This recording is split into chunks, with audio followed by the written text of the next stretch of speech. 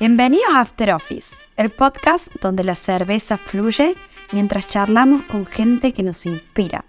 Vamos a hablar con personas de muchos rubros para conocer sobre sus historias, sus perspectivas y aprender de sus experiencias. Vas a escuchar mucha tonada cordobesa, que nos reímos fuerte y algún que otro comentario random. Pero esto es parte de la energía que se genera en After Office, donde no hay entrevistados ni entrevistadores, sino un grupo de personas teniendo una charla descontracturada sobre la vida misma. Esperamos que lo disfruten. Mani, birra y micrófono, amigos.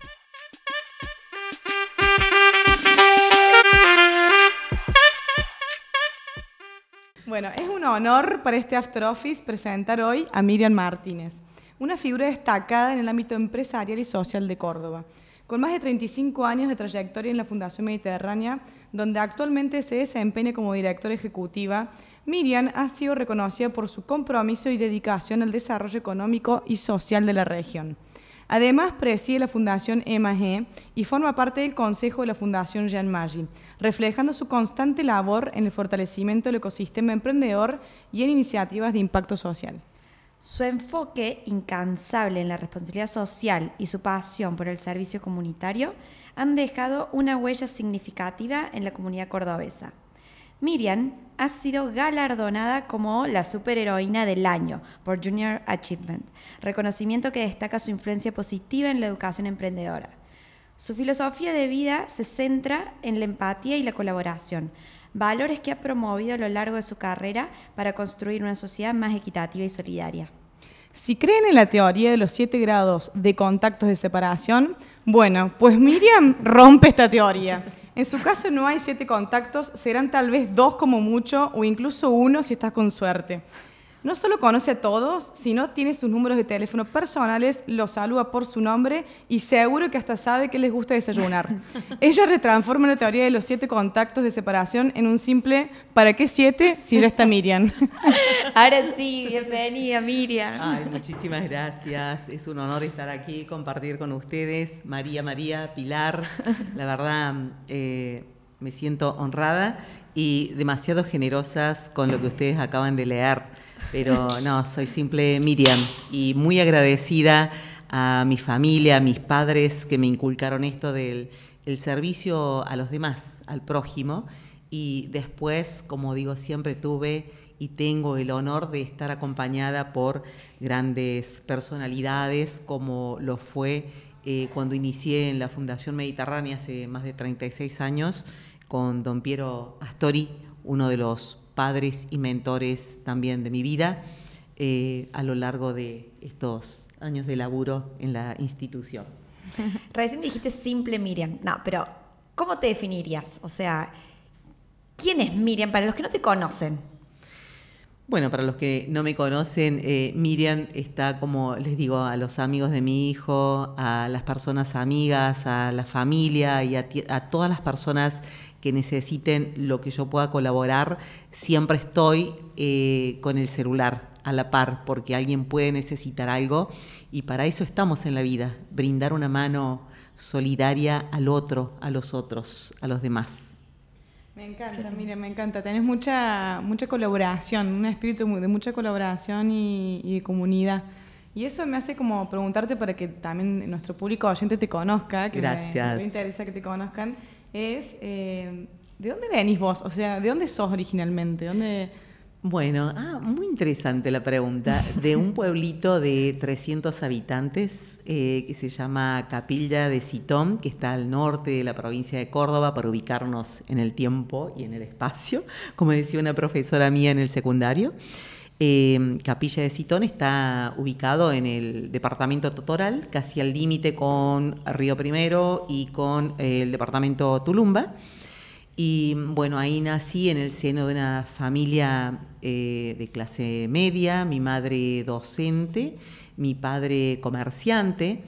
Y bueno, nací, me crié ahí y creo que los valores fundamentales en la familia son los que te hacen crecer y ser la persona que hoy soy yo, como también son ustedes. La base es la familia. Y creo que allí, por lo que entiendo y lo que viví, es que mi madre era mi propia docente desde la primaria, y cuando terminé 6º grado, ella no quería que continuara el 7º grado en ese momento. O sea, no ibas al cole, sino que tenías clases en tu casa. No, tenía clases en el colegio. Era un solo colegio que hasta el día de hoy es el mismo de hace tantos años. Pero tu mamá era la prof. Sí. Era maestra, era directora, era portera, psicóloga, era todo. Y bueno, en el ¿Cómo pueblo, se llamaba tu mamá, perdón? Se llama Rita.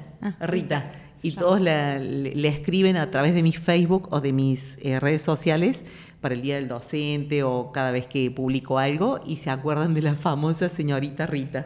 Y yo les digo, ay, pobre yo, que era la alumna de ella, porque no me dejaba pasar ni una. Qué difícil igual ser alumna de tu mamá. Muy difícil, muy difícil. Una noche recuerdo que le dije, para mañana no voy a estudiar, y iba a tomar la clasificación de los triángulos, no me lo olvido más. Y ella me decía, estudia porque voy a hacer pasar a todos. Entonces llego y yo me sentaba justo al frente de su escritorio, porque yo hablaba siempre mucho de más, era demasiado habladora, y me manejaba, bueno, antes era con un puntero, que era el llamador de atención, o sea, levantaba el puntero y vos tenías que estar calladito la boca. Entonces, no sucedía eso en mí. Entonces me dice, pase a alumna Martínez. Y yo le digo, pero te dije, ma, que no. Y me dijo, pase y dígame la clasificación de los triángulos. Y yo no lo sabía, no lo había estudiado, y me dejó todo el tiempo sin recreo. Y bueno, vivía más sin recreo que compartiendo con los compañeros. Me portaba muy mal, muy mal.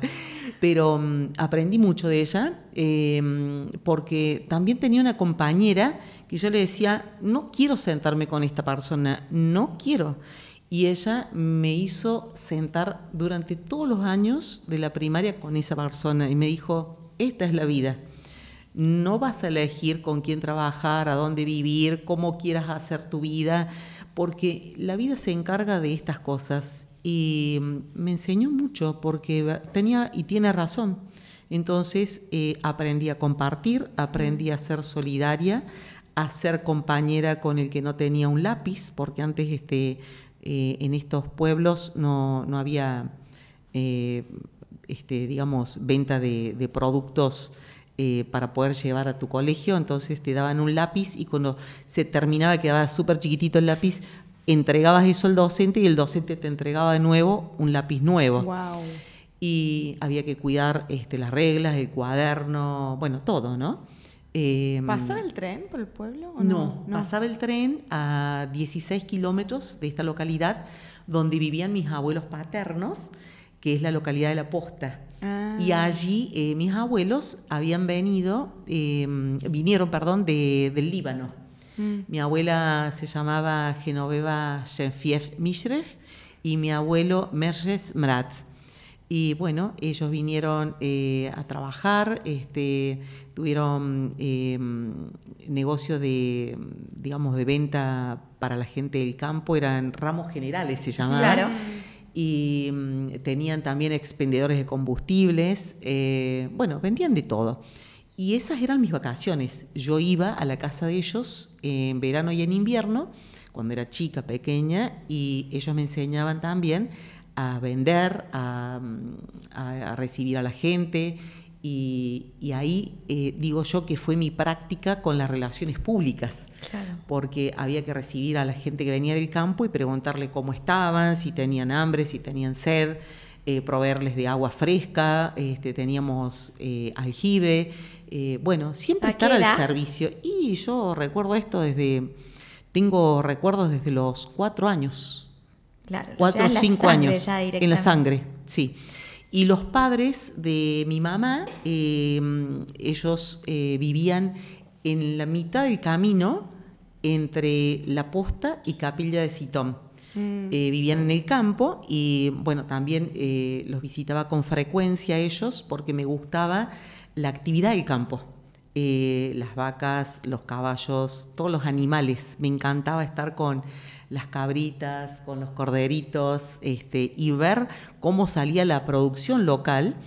Y eso era lo que mi mamá nos enseñaba a los alumnos, porque claro, yo a mi hijo le digo, mi Google era los libros que traían mis tíos, los hermanos de mi mamá que Ya creo que en ese momento yo habré tenido 10, 11 años y ellos viajaban por el mundo en la fragata Libertad. Entonces me traían libros, enciclopedias. Entonces yo leía muchísimo, los volví a leer y eso para mí me ayudó para la vida, porque cuando me hablaban de un conde o de la producción del vidrio o de la producción de tal material, yo lo había leído en estas enciclopedias y había visto las imágenes. Entonces yo, aparte de leerlo, me lo imaginaba también. Claro. Y era el Google de ahora. Entonces eso me ayudó mucho para la competencia que vino más adelante, porque cuando mi madre no quiso que yo hiciera el 7º grado en el colegio, donde ella dictaba clases, era la directora, me llevaron a más o menos 70 kilómetros a Villa del Totoral.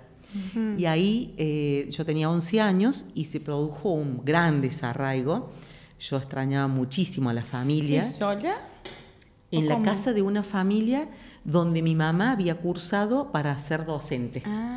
Entonces conocían a la familia y yo me quedaba ahí. ¿Durante la semana? Durante la semana, de lunes a viernes. No había teléfono, no había nada. Y bueno, hice el 7º grado. 11. Pero 11 años. Y ahí, bueno, cultivé mis amigos de la infancia, digo yo también, que son mis hermanos de la vida. Que actualmente nos reunimos, no digo todos los fines de semana, pero casi siempre. Sí. Y bueno, ellos también me inspiraron y me ayudaron a cubrir esos espacios de soledad, digamos, porque lo que pasa es que en el colegio con mi mamá, de primero a 6º grado, ella tenía los 100 alumnos en una sola aula, con 2 pizarrones. Entonces nos enseñaba, claro, a todos juntos. Entonces, el que estaba en 1º grado nos enseñaban con tarjetas, sí. Y ahí nos daba la tarea que teníamos que hacer. Mientras tanto, de 2º a 6º grado íbamos haciendo distintas actividades, lectura, otras actividades de matemática como multiplicaciones, divisiones, reglas de 3. Sexto le dictaba 7º y 7º le dictaba 6º. Entonces, las reglas de 3 simple, igual, ojo con equivocarte. Una palabra mal escrita en los dictados era no satisfactorio. Entonces, esa educación que fue muy fuerte, quizás no teníamos aprendizaje, por ejemplo, en música, porque yo no sabía lo que era una corchea, no sabía lo que era un diagrama, pero bueno, lo pude aprender. Sí. Pero la educación básica en matemática y lengua nos enseñaba para la vida, porque yo recuerdo que... Perdón. Sí. O sea, claramente en ese momento vos ya vivías en un entorno de aprendizaje comunitario y de vida en comunidad, como así para el otro, el servicio, de... Todos juntos, claro, todos los cursos juntos, sin importar la edad. Exacto, muy lindo, un aprendizaje muy bueno. Y de pronto, bueno, no había sacerdote, entonces si, por ejemplo, fallecía alguien, nosotros en mi casa siempre tuvimos vehículo para movilizarnos. Teníamos un jeep que era como la 4x4, entonces cuando llovía no podíamos salir hacia la ruta y nosotros sí podíamos salir en este auto. Y muchas veces he caminado por el barro entre Capilla de Sitón hasta Cañada de Luque, que son 24 kilómetros de tierra, muchísimas veces sola, y nunca me pasó nada. Y bueno, yo digo que esos son aprendizajes y también aprendí a valorar la vida y aprendí a valorar todo, la familia, los amigos, el tocar una tecla y encender la luz, el subir a un auto y decir gracias por tener esto. Y bueno, cuando tuve que caminar no pasó nada y bueno, lo hice con mucho gusto y lo sigo haciendo.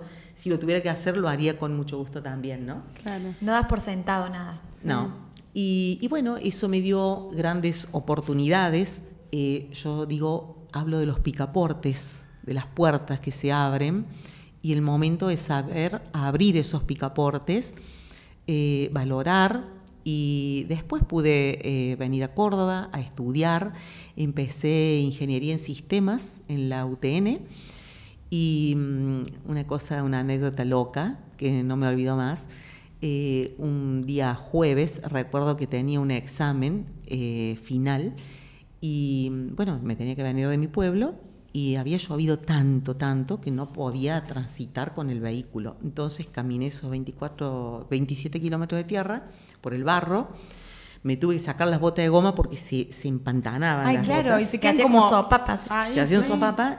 Tuve que dejar el bolso con la ropa que antes se usaban. ¿Se acuerdan de esos bolsos de tela que todos los chicos, los jóvenes estudiantes llevábamos las bolsas de tela? Bueno, se mojó todo, dejé la bolsa de todo y llegué a Cañada de Luque, a la ruta, después de 8 horas de caminar. Debo confesar que tuve miedo porque a los costados del camino, los alambrados, había cebúes.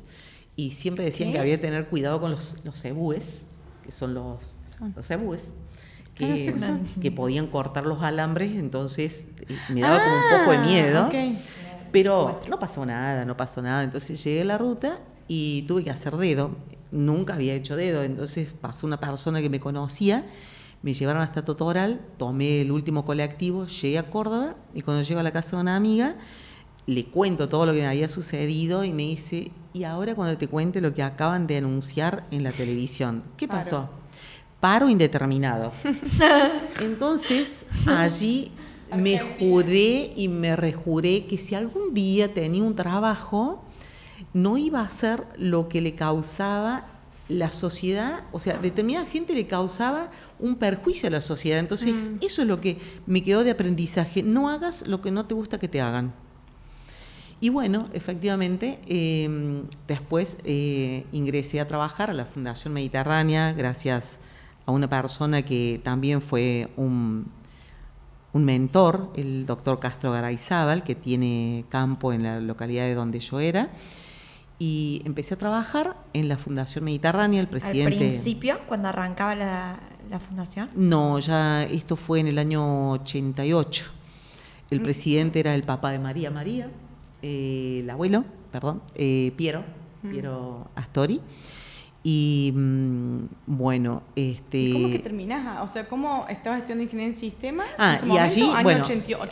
no, año 86. 86. Año 86. ¿Estás estudiando? Allí me paso a la universidad, hoy Universidad Blas Pascal, pero en ese momento era Instituto Superior Blas Pascal, que estaba en la calle Lima 363, no me olvido más.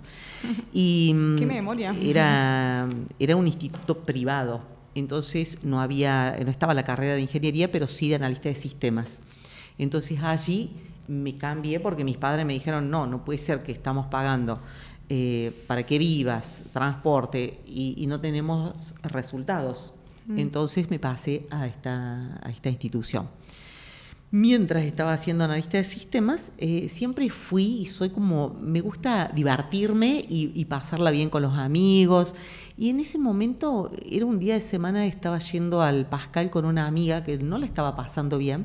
Y entonces yo le hacía chistes y le tiraba papelitos y le decía, mirá, y ella se reía, me decía, ¿cómo me haces reír?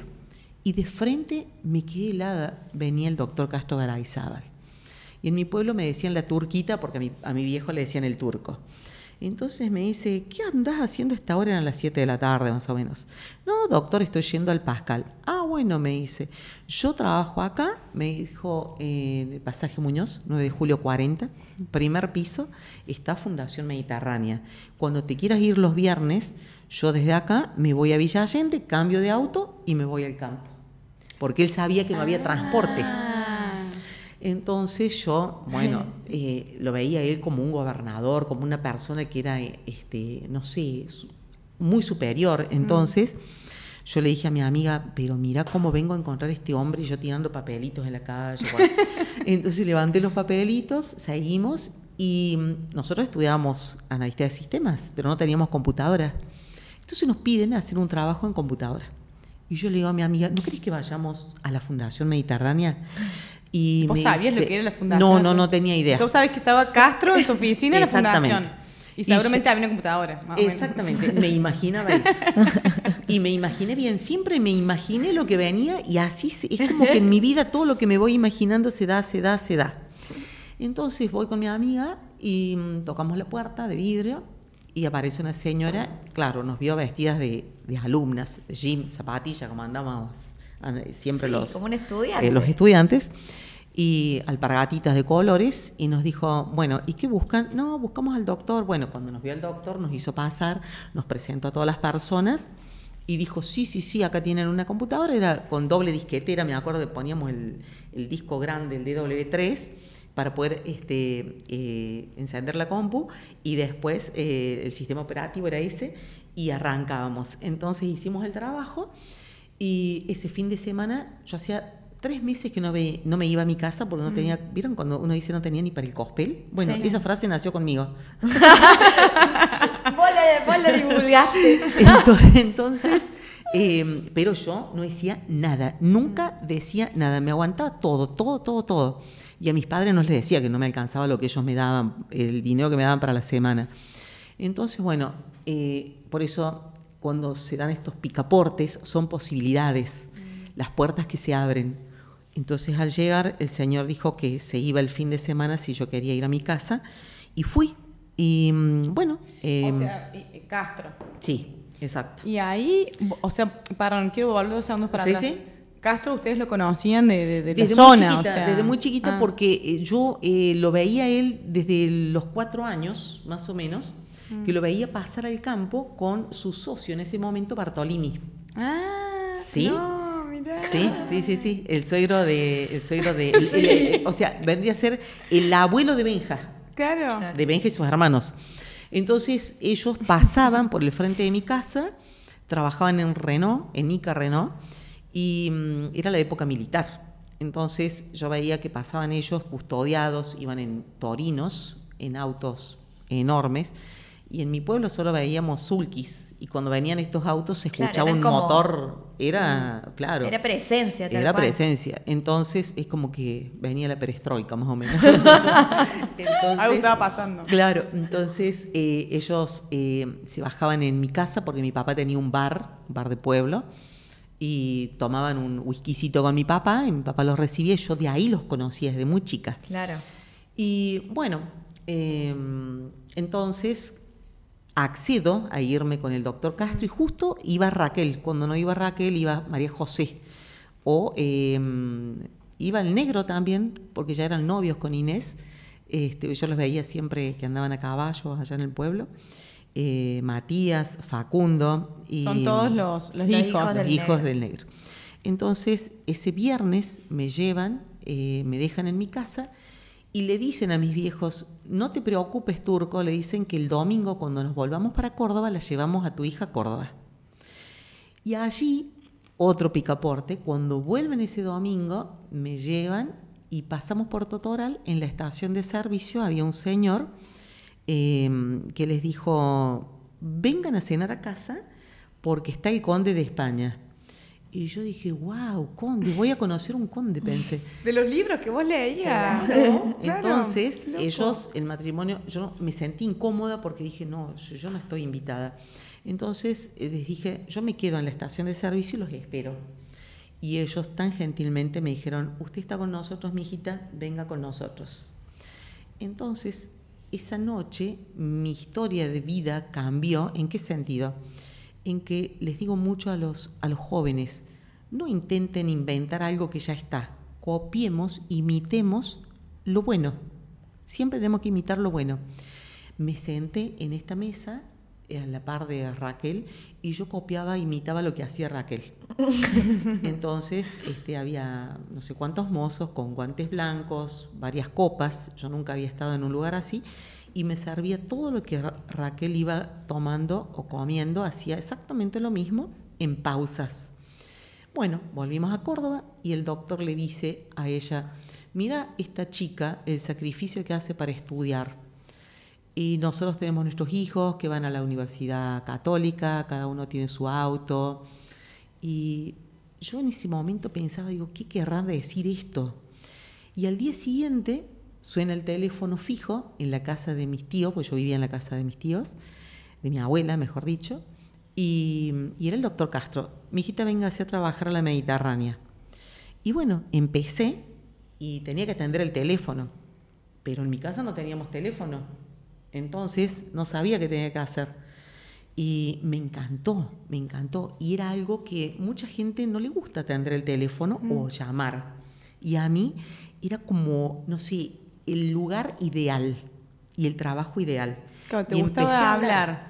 Te gustaba... Sí, comunicarme. Claro, comunicártelo. Entonces mis compañeros me daban listas de personas, de empresarios, para que yo hablara.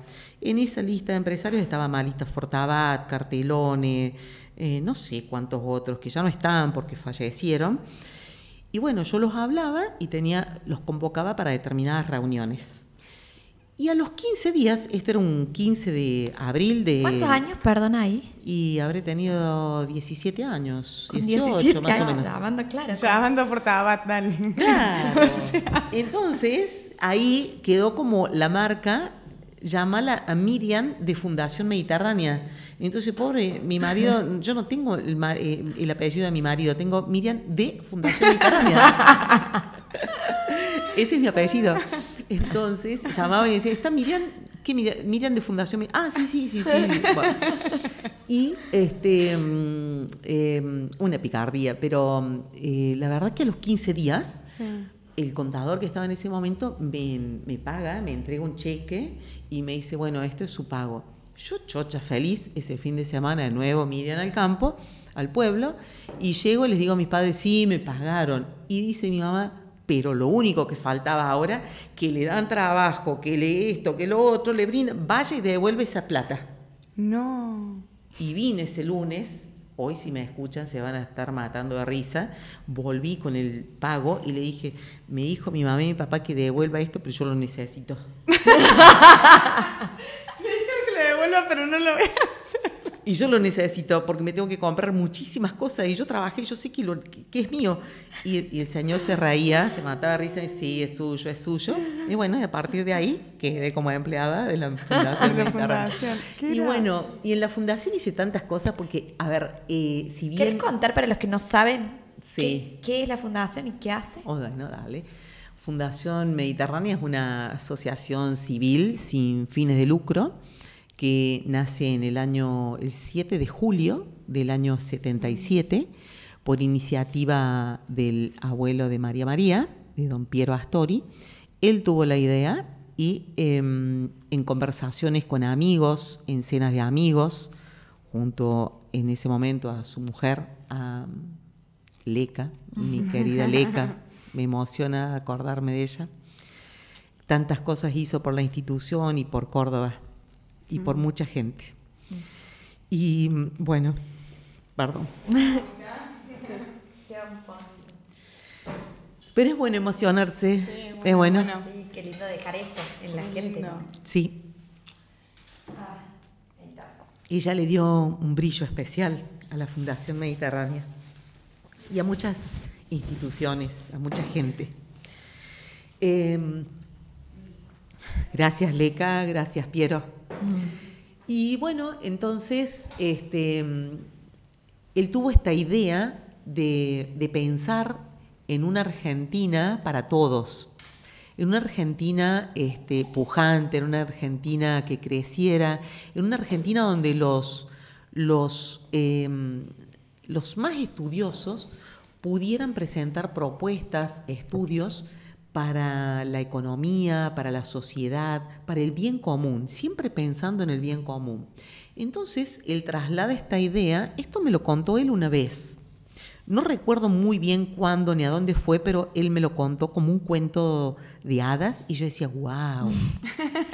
Claro, porque también cuando lo conocí a él, que ya les voy a contar, fue una anécdota muy linda para mí. Y él lleva esta idea y la habló en su momento con el rector de la Universidad Nacional de Córdoba. Y allí surge un estudioso, un académico que es Domingo Felipe Cavallo, que fue el primer director del IERAL, que es el Instituto de Estudios Económicos sobre la Realidad Argentina y Latinoamericana. Ambas instituciones tienen su propio estatuto y nace el IERAL gracias a esta idea. Esta idea fue fomentada por Piero Astori y se propagó, digamos, por todo el país. Por eso decimos que hoy es una institución federal, porque los demás empresarios vieron esta idea como algo muy importante para sus regiones, para potenciar sus regiones en la economía, en las industrias, en las exportaciones, y se fueron creando filiales regionales, como son actualmente la del NOA con sede en Salta, la del NEA con sede en Posadas, la de Cuyo con sede en Mendoza, la del Litoral con sede en Rosario, la del Comahue con sede en Neuquén, Buenos Aires con sede en Cava y Córdoba, que es la central. Y así a esta iniciativa se sumaron 33 empresarios de ese momento. Hoy son más de 380 empresas socias en todo el país. Qué locura, de todos los rubros habido por haber. Así es, de todas las industrias. De toda nuestra República Argentina, e incluso algunas empresas multinacionales extranjeras que están radicadas en la Argentina también se sumaron, pero la gran mayoría son pymes y nacieron siendo emprendedores, como lo fue tu abuelo, y muchos otros empresarios que hoy ya no están, pero nos dejaron este legado de trabajar por el bien común y de que los estudios se focalicen para la solución de los grandes problemas que tiene Argentina y Latinoamérica. Claro. Así que bueno, seguimos trabajando en eso. No, y quería contar la anécdota que, bueno, me habían pedido en la institución que no abriera la puerta si no conocía a las personas. Entonces yo estaba atendiendo el teléfono y veo una persona que se acerca y me hace seña que le abriera la puerta. Y yo, no, le decía. Entonces me volví a hacer seña que por favor le abriera, y yo fui a pedirle a mi jefe superior inmediato, que era el doctor Castro, que qué hacía. Entonces cuando el doctor Castro se acerca a la puerta me dice, no, se agarra la cabeza, es Piero, el presidente. Entonces entró Piero hablando en italiano y Castro le dijo, no, es que es nueva, una chica del campo, bla, bla, bla, bla. Bueno. Y así nace, pero bueno, uno va aprendiendo, ¿no? Y si quieren les cuento una muy divertida. Sí, queremos. Todo queremos, me encantan las cuentas. Yo no sabía quién era primatesta, perdón, monseñor. Entonces me hacían hacer los labels en la máquina de escribir, y entonces tenía que poner estimado y señora. Entonces yo puse y señora. Y llevo la carta, era una invitación para un aniversario, y cuando llego al arzobispado, toco el timbre y me atiende un sacerdote. Entonces yo digo, cuando vi sacerdote dije, esto tiene que ser de sacerdotes.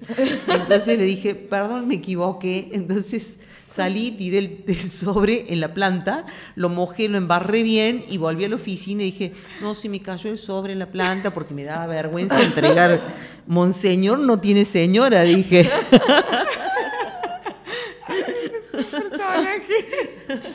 Te decís que tuviste que llegarlo vos al sobre. Claro, entonces ¿sí, no? son esas...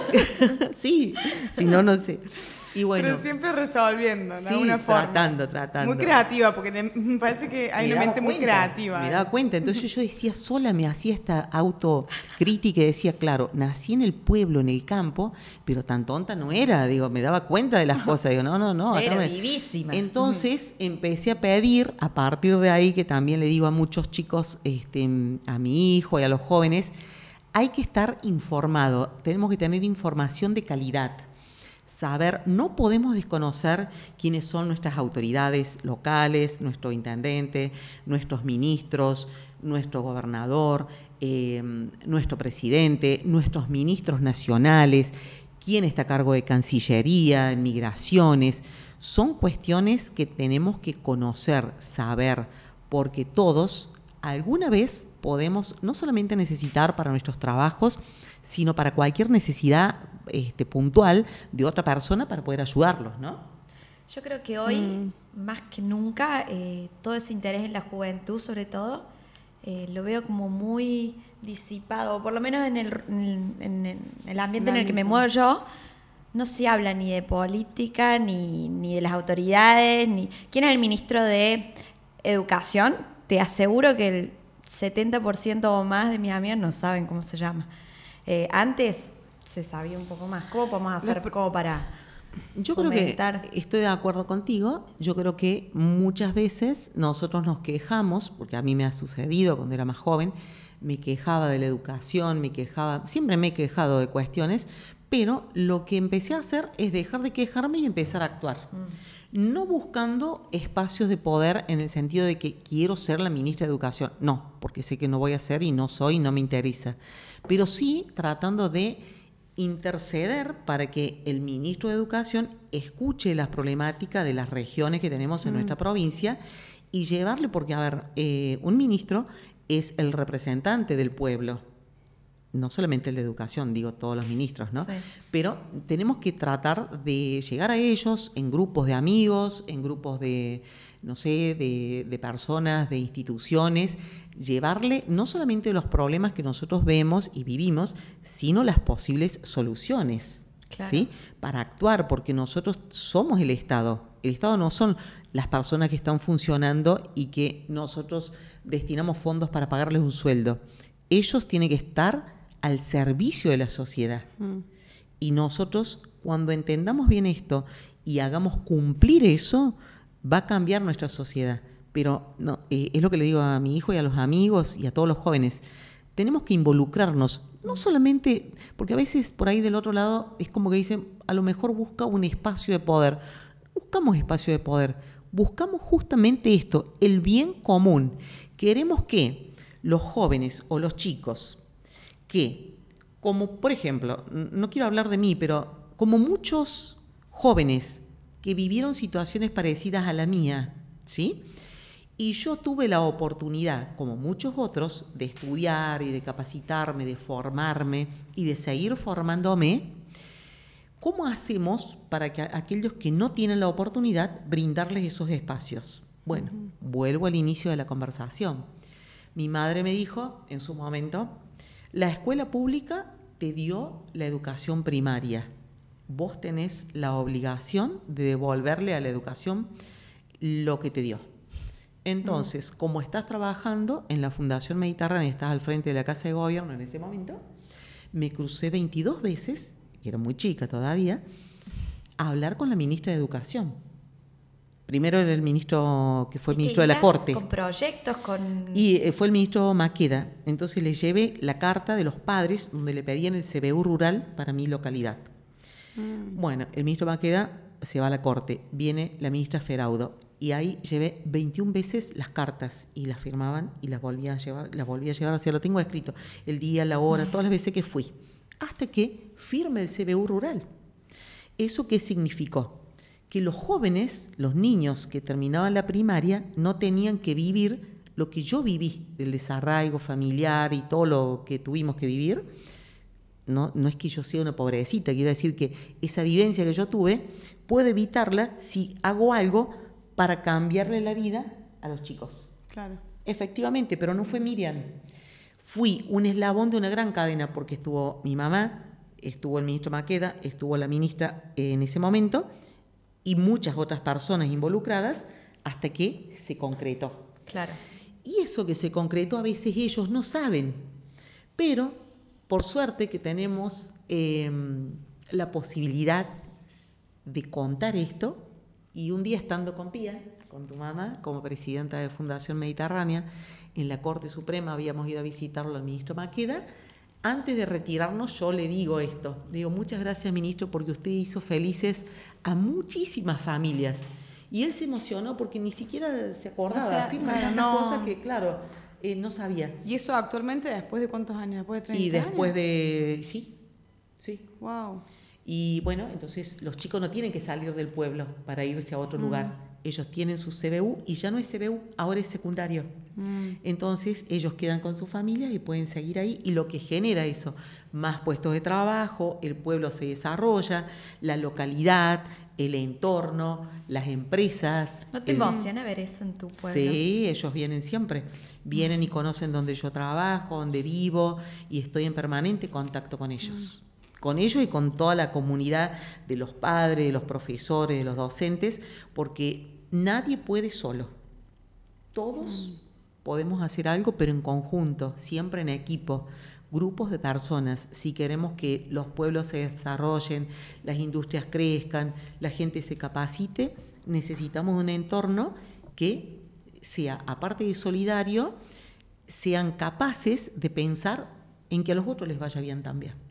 Claro. Che, Miriam, y en todo este ámbito, digamos, o sea, en la fundación, que creo que bueno, hay muchas empresas involucradas a nivel nacional, muchos profesionales del rubro, de economistas y demás, digamos, también involucrados. ¿Cómo manejas las tensiones a nivel empresarial, social, políticas, que creo que no deben ser para nada fáciles? O sea, entonces, ¿cómo lo fuiste aprendiendo a llevar? Porque con 18 años yo me meto en esa y siento que me hago agua. O sea. No es tan difícil. Yo creo que hay que tener un poco de carácter, un poco de todo, un poco de carácter, un buen ejemplo, porque cuando uno vive, por ejemplo, en un ambiente donde no les debe nada, puede decir muchas cosas con altura, con educación, con respeto y exigir. Y cuando uno exige, te respetan aún más. A mí me ha sucedido en varias oportunidades que yo voy a instituciones públicas y me dicen, ahora no le podemos atender porque se cayó el sistema. Y yo puedo llamar a un fiscal y sé de la Constitución, sé cuáles son los derechos y cuáles son las obligaciones. Y creo que allí tiene que ver el conocimiento que uno tiene que valorar. Entonces, cuando alguien te dice esto no se puede, uno tiene que saber que sí se puede. Y ahí es donde la exigencia es, uno no tiene que callarse. Claro. Uno tiene que hacer valer los propios derechos. Pero porque lo sabes también, ¿no? Sos muy... Los leo bastante. Claro, muy informada. Leo bastante y bueno, ahora ha cambiado muchísimo, no la Constitución, sino algunas leyes que hay que estar a la altura. No las sé a todas, por supuesto, nadie sabe todo, pero lo que me va interesando, por supuesto que te vas manteniendo actualizada. Sí. Pero también supongo que fuiste forjando cierta, como le dicen, el cuadrito, la piel, ¿viste? Que vas como tal cual. forjándola. Sí, porque... por supuesto. Yo trato siempre de estar y de tener los contactos de todos los gobernadores, de todos los presidentes. Bueno, de hecho, desde la época de la democracia pudimos organizar todas las reuniones con todos los presidentes. Hasta el actual. ¿En serio? Sí. O sea, desde la democracia hasta actualmente, todos los años han todos. todos. Desde muy pequeña era algo que me apasionaba, era eso. ¿Y vos estabas ahí presente? En las primeras no, porque es como que no era, quizás, no digo no valorada, pero no era muy chica, entonces no se daban cuenta que yo conseguía estas reuniones. Claro. Pero bueno, con el correr del tiempo, obviamente que sí, y participo de todas. Aparte que me interesa porque... Bueno, has conocido a muchos presidentes de... Sí, a todos. Argentina, Incluida, a todos. La más difícil fue Cristina, pero lo logramos también. Nos recibió, fue la única institución que recibió siendo ella presidenta. Wow. Mirá. Sí. ¿Y cuál de esas reuniones te marcó? ¿Tenés alguna reunión que digas como, wow, me imaginé que iba a ser de tal forma? No hace falta... Bueno, sí, la de Cristina, cuando fue ella presidenta, porque conocía a todos los actores. Esta reunión se armó después de 72 cartas de solicitud de audiencia. O sea, las 21 para la escuela en... 72 cartas. Este fueron 72, wow. 72 cartas, nunca me respondieron. Y un amigo, que es el intendente de Leones, nos conocemos desde muy chicos, y un día le dije, yo no entiendo cómo puede suceder esto. Y él me dijo, ¿y querés la reunión para mañana? Y yo le dije, ¿a que no sos capaz? ¿A que no te animás? Sí, era un día jueves. Y al día siguiente me suena el teléfono, en ese momento el presidente era Fulvio Pagani hijo, me suena el teléfono y él era el único que me llamaba sin identificación de llamada. Esta es otra anécdota buenísima. Entonces me suena el teléfono y yo digo, hola Doc, y me dice, hablo con la señora Martínez. Y yo miro el teléfono y digo, sin identificación. Digo, ¿pero quién sos? Dije yo, pero nunca hablo así. Y me dice, soy el doctor Zanini de Presidencia de la Nación. Y yo nunca respondo así. Y le respondí, mira que me voy a poner a creer que sos Zanini. No, Miriam, vos nunca... Yo nunca respondo así, pero jamás. Entonces dije, es una broma. Y entonces el señor me dijo, Sí, soy el doctor Zanini y acá estoy con su amigo. Entonces yo, roja, verde, de todos los colores, no podía creer que yo haya contestado eso porque nunca contesto así. Teléfono equivocado. Sí, quería cortar y me dice, le estoy diciendo que era un día viernes, que el martes es la reunión en Casa Rosada. Y usted tiene que decidir quiénes van a ser los empresarios que van a venir. Tenga en cuenta que la presidenta quiere que se represente el Producto Bruto Interno más importante de la República Argentina. Esto fue... No. Era un viernes, No, entonces... Yo me expreso porque no sé. Y yo decía, pensaba, digo, por Dios, bueno, a la primera que llamé fue a Pía, y digo, me tenés que acompañar, por favor. Me acompañó, sí. Y mi amigo me dijo, yo no voy a ir. Y le digo, ¿vos generaste esto? ¿Vas a venir conmigo? Sí. Y llegamos y, bueno, sucedieron otras anécdotas que después tu mamá te va a contar. Pero con Vudú, que era el ministro de Economía. Pero ese día fue muy particular porque en la Casa Rosada estaba el presidente en ese momento del Uruguay, el controvertido y admirado mi amigo... ¿Nacayé? No, el anterior. Se me fue. Sí, bueno. Con M, Mujica. Mujica, divino Mujica. Bueno, y entonces parte del empresariado había estado en un almuerzo con Mujica. Pasan a esta sala y obviamente que estaba el Producto Bruto más importante de Argentina representado en esta mesa. Eran? 18. Entonces tuve que decidir quiénes, porque no podían, no entraban todos.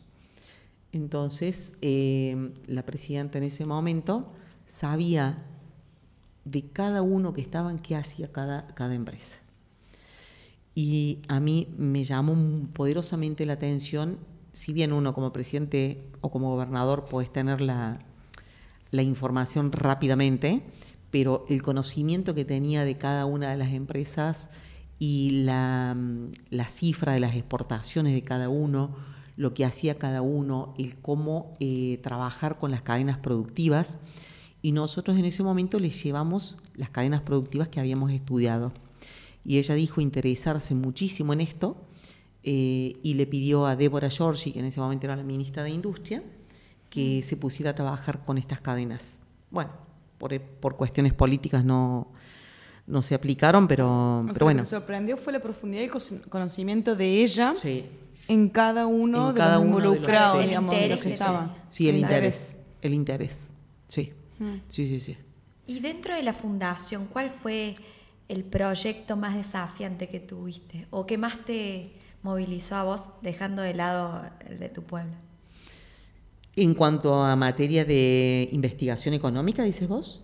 Y imagino que vos llevaste adelante proyectos así como el desarrollo de la escuela de tu pueblo, Ajá. cosas de mayor envergadura a nivel nacional.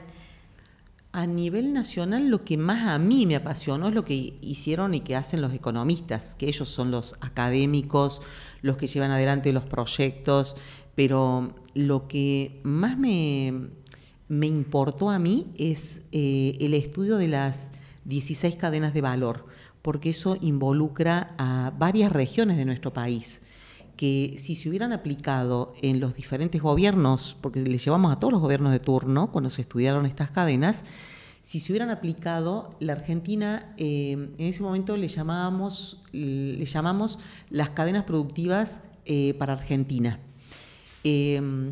No se aplicaron, y si se hubieran aplicado en cada uno de estos gobiernos, estoy hablando de la época de los 90 más o menos, hasta la fecha, ningún gobierno los aplicó. Entonces, creo que es un error, y fue un error de ellos, no aplicar esto porque se hubieran generado más de entre 7 y 8 millones de puestos de trabajo genuinos para nuestro país.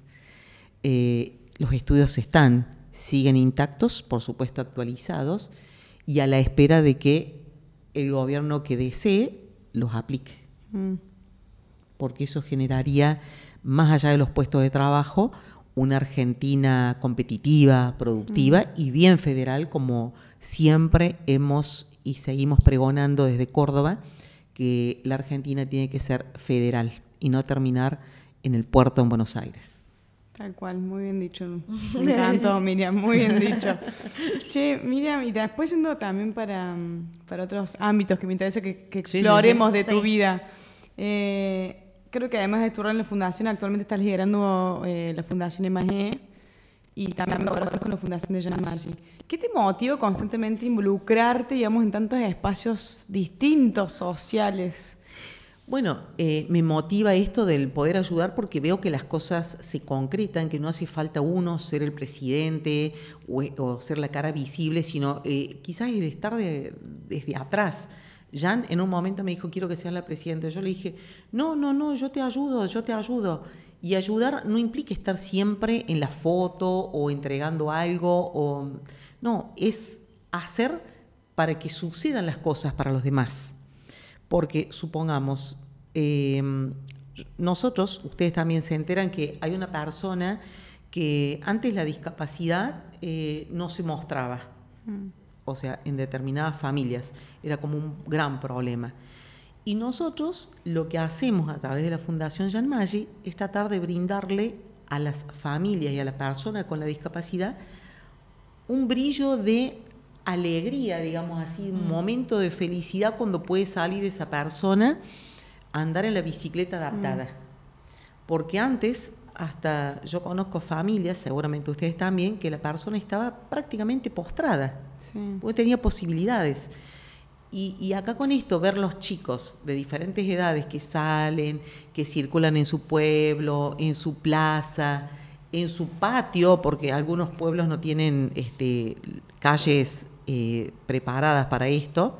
Bueno, Córdoba no está preparada para bicicletas adaptadas. No, en absoluto. Sí. Creo que me motiva eso, el ayudar a los otros. No importa quién sea, no interesa. Lo que importa es que al otro le vaya bien, se sienta mejor. Y en el caso de la EMAGE, por accidente estoy como presidenta porque la persona estaba de... ¡Accidente! Sí. Yo era la vice y siempre digo, hay que ser vice porque el presidente que está siempre presente, el vice no.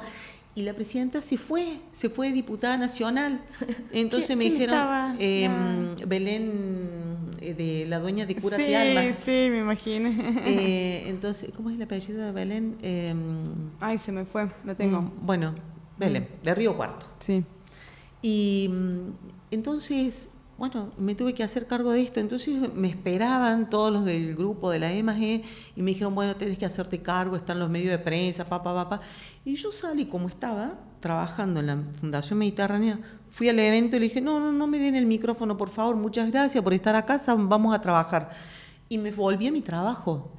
O sea, es hacer.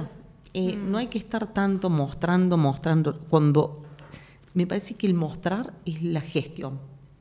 La gestión es lo que habla. Los hechos hablan por sí solos. Y bueno, como ustedes me conocen, que no puedo pedir dinero a mis amigos, a los empresarios amigos, sin un peso en la institución. En un almuerzo, el año pasado en el Papagayo, con tu madre y la doctora Tarditi, estábamos las tres almorzando, hablando de todos los temas de la vida. Y en un momento salgo porque un amigo se había equivocado el vuelo, no sé qué pasó, que en lugar de venir de Miami a Buenos Aires venía a Córdoba, y me dice, bueno, cenamos esta noche.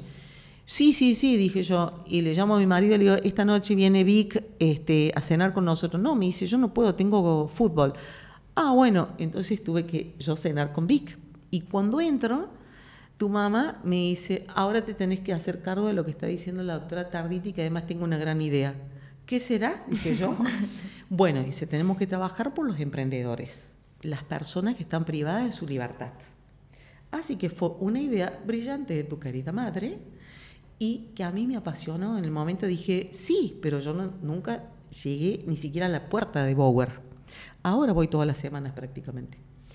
¿Pero qué hacen? Ahí va. Entonces, todo eso trajo conversaciones. Esto nace ahí, o sea, por eso tiene un nacimiento, como un bebé. Nace ese día, que tengo el día y la hora, todo, y el lugar.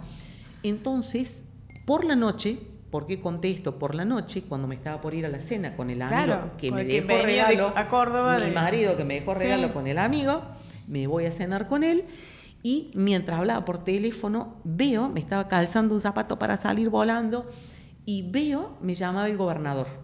Entonces corto a la persona que me estaba hablando, digo, total es amigo, después le llamo, atiendo y me dice el gobernador, che, qué bueno que lo incorporaron a Giordano en el Yeral como presidente. ¿Y vos en qué andás? Y yo digo, me estoy por ir a una cena. Estoy cambiando de ropa. Estuvo buenísimo. Entonces me dice, no me charles, me dice, te estoy preguntando en qué andas. No, le digo, estoy trabajando. Y ahora en Bower, le digo, ¿en qué? En Bower. Y le cuento la idea, porque yo no sabía qué decirle. Esa idea que había surgido del... Claro. Hace unas horas. Del almuerzo. En el día, hacía horas. Y entonces me dice, fantástica idea de Pía. Métele para adelante, cuenten con esto, ponete en contacto con la ministra, 2 ministras de la provincia y a trabajar. Eso fue en marzo del año pasado y empezamos a trabajar reuniones en el Tribunal Superior de Justicia con la doctora Tarditi, con la jueza de ejecución, Rita Fonsalida, con la única jueza de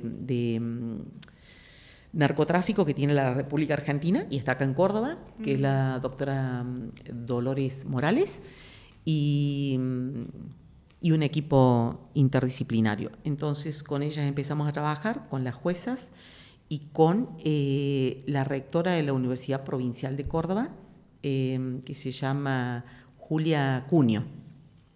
Entonces, empezamos con este armado y yo, que no sé de la parte académica qué hacer, no sabía qué hacer, llamé a una persona que me ayudó, que es economista, se llama Paula González, y ella estudió en menos de 24 horas la situación de las cárceles en Chile.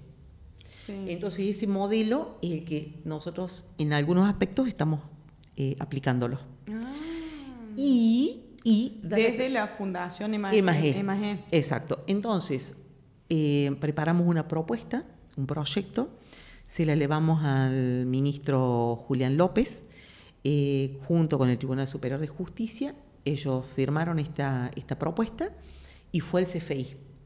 Y el CFI nos avala esto y estamos en la edad media del proyecto, donde las personas privadas de su libertad tienen libertad condicional y yo como EMAGE tengo que buscar el empresario para que las reciba y las chicas puedan trabajar. Entonces ya están trabajando 31 mujeres. 31 mujeres reinsertadas Sí, en el trabajo desde y la vida noviembre, laboral. exacto. El gobierno fantástico. les hace un aporte mensual a su cuenta de CIDI. Yo tengo que buscar eso. Entonces lo que hice fue llamar a empresarios amigos que fueron muy generosos y ahí están trabajando 31 mujeres. Ya. Y ahora una segunda tanda de 50 mujeres más. Y yo lo que pedí a las juezas es que tuviéramos contemplación por las madres, las mamás que están con sus niños en la cárcel. Es tremendo, terrible escuchar los portones a la noche o durante el día. Entonces me focalicé más en eso. Y bueno, estas personas que salieron... No sabía que contaban eso, el proyecto, qué lindo. Y las que están... bueno, eso fue el primer proyecto. El segundo proyecto lo estamos llevando adelante con el Ministerio de Industria de la provincia de Córdoba, con emprendedores de toda la provincia. ¿Cómo es? Nosotros relevamos a todos los emprendedores de la provincia que se quisieran anotar. Se anotaron más de 250, hicimos un filtro, quedaron 120.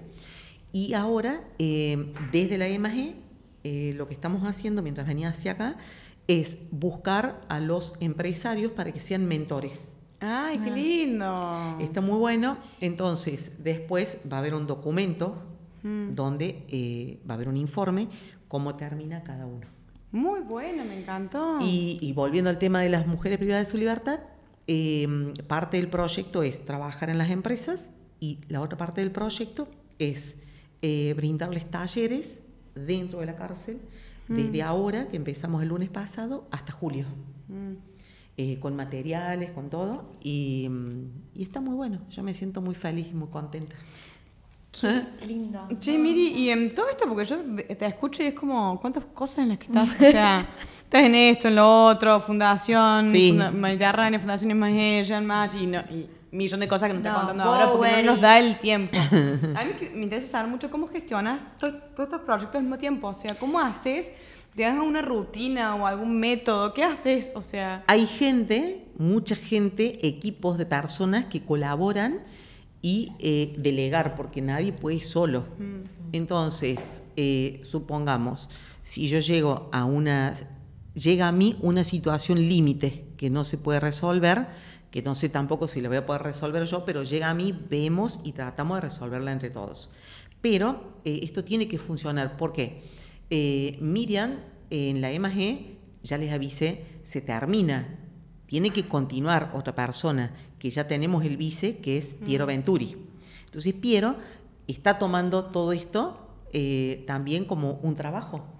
Entonces, va a tener que hacerse cargo, se está haciendo cargo en parte, porque las instituciones tienen que tener esta vida propia. Claro, no depender. Exacto. Y seguir, yo voy a estar siempre para acompañar, para colaborar, nunca me voy a ir, es como en la familia, uno no dice, uy, te atiendo hoy mamá y mañana no porque ya me casé. No, continúa. Pero ¿cómo gestionas tu tiempo y cómo haces que tu cabeza siga teniendo espacio para crear cosas nuevas, para meterte en proyectos nuevos cuando se supone que si vos tenés la cabeza y el tiempo lleno, porque me imagino que la agenda la tenés así? Sí. Bueno, ¿Cómo haces? me tratan como un animal, una bestia, una topadora, pero yo no lo tomo así, yo digo, bueno, se puede, o sea, yo me levanto bastante temprano y ya empiezo a gestionar, o sea, dejo preparado a la noche, soy muy organizada, dejo preparado a la noche los mensajes para la persona que va a trabajar a mi casa. Entonces, dejo todo organizado y la noche anterior. Entonces, cuando yo veo que es la hora que ella va a llegar, le mando todos los audios, ¿sí? Y así con cada cosa, con cada cuestión. Y en mi trabajo, que es mi trabajo, la Fundación Mediterránea, mis compañeros de trabajo, ellos también. Yo sé que hay momentos que quizás les moleste de la forma en la que yo trabajo, pero los resultados están a la vista, como les digo siempre. Entonces, cuando hay gestión, se ve, se muestra, se conoce, y no es una persona, es un equipo de gente. Pero todos tenemos que estar, aparte de informados, trabajar en pos de esto. Porque si yo viviera de otra cosa, estoy segura que no podría hacer lo que hago. Y esto lo hago porque siento que no es que sea mío, no es de Miriam Martínez, es de todos. Pero si todos contribuimos, como decía desde el principio, por el bien común, nos va bien a todos. Tal cual. Si yo pienso en mí o ustedes piensan solamente en ustedes, no vamos a lograr nada. Cuando pensamos en varios, en el bien común, nos va a ir muy bien a todos.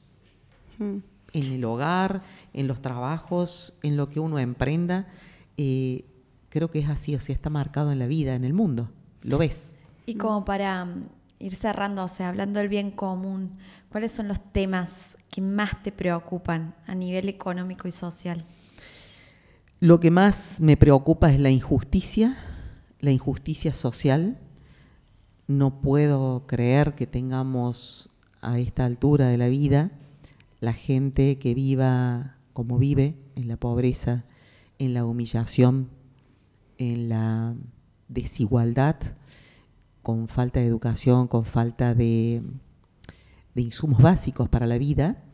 Creo que, me incluyo, somos en parte culpables por faltas de exigencias a todos nuestros gobiernos. No estoy hablando de uno o de otro, a todos nuestros gobiernos, porque el Estado y nosotros, que somos el Estado también, tenemos que terminar con esto. Me acuesto pensando en eso, cómo resolver este tipo de problemas. Fíjense ustedes, eso, la injusticia social, me molesta muchísimo el desequilibrio que tenemos económico, me molesta muchísimo la deslealtad en todos los sentidos, ¿no? Y me molesta muchísimo también el que no nos escuchen, porque si nos escucharan más, juntos podríamos hacer mejor las cosas para todos. Ustedes fíjense cuando hacemos que todos damos la vuelta por la circunvalación. Yo veo y digo, Dios mío, no puedo creer semejante mugre alrededor. Está bien, sí, nos falta una sociedad más educada y si uno levanta esa mugre, vuelven a tirarla, pero tenemos que terminar, tenemos que ser ejemplo, no solamente ejemplo de que cómo exportamos el maíz o la soja o que si somos los exportadores de la economía del conocimiento o si somos los mejores en las TIC, seamos los mejores en la educación, en la educación básica, porque somos responsables de esto. Y yo llevo propuestas, pero digo, necesitamos más personas involucradas y que nos escuchen.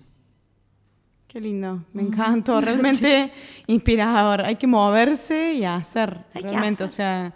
Hay que hacer. O sea, no solo que dejarse. Creo que tal vez, no sé si atrás de las cámaras se ve, o sea, como atrás de un video se puede ver y palpar la energía que la Miriam transmite, pero es impresionante porque salís de acá y te dan ganas de decir, che, ¿qué estoy haciendo yo por o cómo puedo por mi aportar entorno? ¿Cómo aportar? De Porque, o sea, yo tal vez hoy en día, con mi situación actual de, no sé, 32 años, me enfoco en esto porque estoy metida en esto y yo no estoy haciendo tal vez nada alrededor de ciertas otras situaciones que podríamos. O sea, entonces, sí, podemos. Se plantea porque no lo tenemos los jóvenes en nuestra agenda. O sea, y los jóvenes dan todo. Lo que pasa es que en muchas oportunidades no son escuchados. Sí. Si no estoy hablando de un determinado gobierno, si los gobiernos, todos los espectros, digo, ¿no? Escucharan más a los jóvenes, la historia de la Argentina sería otra. Che, Miri, y me gustaría hacer una pregunta. Adelante. Si tuvieras el número de teléfono de WhatsApp de la Miriam de hace 30 años, o sea, hace 30 años existía WhatsApp. Sí, existía WhatsApp. Hagamos de cuenta que existía WhatsApp, tenés el número de teléfono de ella, de la Miriam de hace 30 años atrás. Y le pudieras mandar un WhatsApp, ¿qué le escribirías? Escucha a las personas y trata de brindarles la solución a los problemas o al menos acercarte a la solución que ellos esperan. Porque, vuelvo de nuevo, muchísimas personas que ni conozco se acercan porque no les llegó el medicamento, porque no tienen el turno al médico, porque le cortaron la pierna y no saben cómo llegar al médico que no los atiende. No puede suceder eso, no debe suceder eso. Es un llamado de atención para todos, porque los sistemas tienen que funcionar. Las personas tienen que dar respuesta y sobre todo nuestros dirigentes. Las personas no pueden hacer esto solas. Y yo, como todos ustedes y muchas personas que trabajamos para que solucionemos este tipo de problemas, o una cama para una persona que va a dar a luz a su hijo, no podemos estar esperando en la calle a que le den un lugar a una mamá. Entonces, esas cosas en la Argentina, en nuestra Córdoba, en nuestros pueblos, tenemos que superarlo y para eso necesitamos que nuestros dirigentes tengan una educación acorde para tomar los cargos que realmente para eso están. Fueron y son dirigentes, pero para la toma de decisiones y gestionar, dar soluciones a los problemas de la gente. Bueno, buenísimo. Me encantó. Sí. Siento que acá, o sea, dentro de 10 años, no sé dónde va a estar la Miriam, pero este podcast... Le hacemos otro podcast. No, sí o sí, en 10 años. No, este episodio va a estar ahí, o sea, te van a venir a escuchar, Miri, porque realmente, o sea, creo que estás haciendo algo para cambiar el entorno en el que vivís, entonces... Y lo contagias, que es lo mejor, yo creo, ¿no? Sí. Realmente. Gracias, muchas gracias. Vamos a ir a la última sección de nuestro podcast, que si nunca lo escuchaste o para los que no lo hayan escuchado, son un ping-pong de preguntas cortas, al pie, lo primero que se te venga a la cabeza, no hay preguntas correctas ni erróneas. Me encanta, muy divertido. Así que, bueno, vamos, empiezo yo. Vamos. ¿Cuál es el número de contacto más importante que tenés en tu celular? El de mi mamá. ¿Una palabra que te define? Simple. Un objeto que nunca falta en tu escritorio. Los anteojos. Una mujer que te inspira. Mi hermana, que la mantengo oculta de por vida. Yo le digo que es una hermana oculta que no puede decir su nombre, pero ella sabe. Es mi hermana de la vida. Una causa que siempre apoyarías. Lo social. Mate, café o té para arrancar el día. Mate. Un libro que te marcó. Uno de Sarmiento, no me acuerdo el nombre ahora, pero es sobre la maestra, la maestra de la laguna. ¿Tu lugar Algo favorito así. en Córdoba? Mi lugar favorito en Córdoba es Cochinga. Una frase que te repetís seguido. Dale para adelante. ¿Mejor consejo que te dieron? Ser leal. Red social que más usas. El teléfono. O sea, WhatsApp. WhatsApp, sí. Claro. ¿Qué te gustaría aprender que todavía no sabes? Italiano. Parle italiano. Yo no comprendo niente. ¿Tu cable a tierra? Villa del Totoral. ¿Un sueño por cumplir? Un sueño por cumplir, que es erradicar la pobreza. ¿Cuál sería la reunión ideal? Lugar y personas presentes. El lugar ideal, la familia y amigos. Y el lugar, mi casa. Ay, sí. Casa con tu familia y Sí. amigos. Tal Perfecto. cual. Y por último, ¿qué título le pondrías a este episodio de podcast? La vida misma. Ay, me Ah, encanta. muy bueno. Gracias, Miriam. Bueno,